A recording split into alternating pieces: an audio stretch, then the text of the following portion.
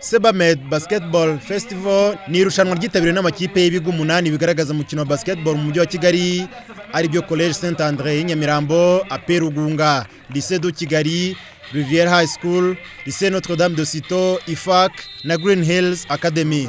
Muri iyo mikino yabereye muri College Saint André Nyamirambo, ayo makipe yahuye hagati yayo kwa gatandatu mu bahungu no mu bakobwa, maze ku cyumweru yari yitwaye neza cyane imikino ya nyuma.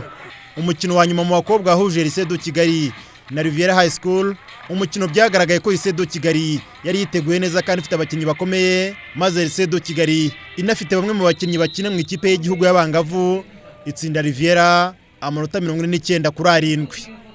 Mu bahungu umukino wa nyuma wahuje APR Rugunga na Lycée de Kigali, APR Rugunga imaze kuba igicumbi cy'imikino yabanje kurushwa na Lycée de Kigali, ariko mu gice cya kabiri cy'umukino inararibonye y'abakinnyi bayo barimo n'abakina shampiyona mu cyiciro cya mbere ituma APR Rugunga itsinda Lycée de Kigali amanota 46-26.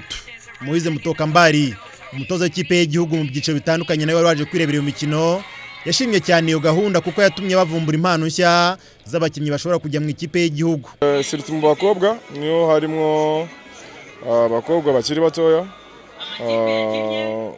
bazakenerwa mu mwaka utaha nko mu kipe y'abatarengeje imyaka 16, ko muri riso harimo abakobwa babiri bafite imyaka 15, hari n'abandi bari muri za Notre Dame de Citeaux. Yvonne Uwimana ushinzwe kumenyekanisha ibikorwa bya Sebamed mu Rwanda avuga ko bateguye imikino mu rwego rwo guteza imbere siporo mu mashuri. Ikintu cya mbere impamvu bituzanira mu mikino nuko tuzi ko abana bakunda imikino cyane, kandi ikindi twumva dushaka guteza imbere imikino y'abana. N'umwaka ushize turi muri football y'abana bari munsi y'imyaka 18, twaravuze ati reka tuve muri football tujye muri basket, turebe ukuntu twateza basket imbere. Irushanwa Sebamed Basketball Festival rizajya rikinwa buri mwaka.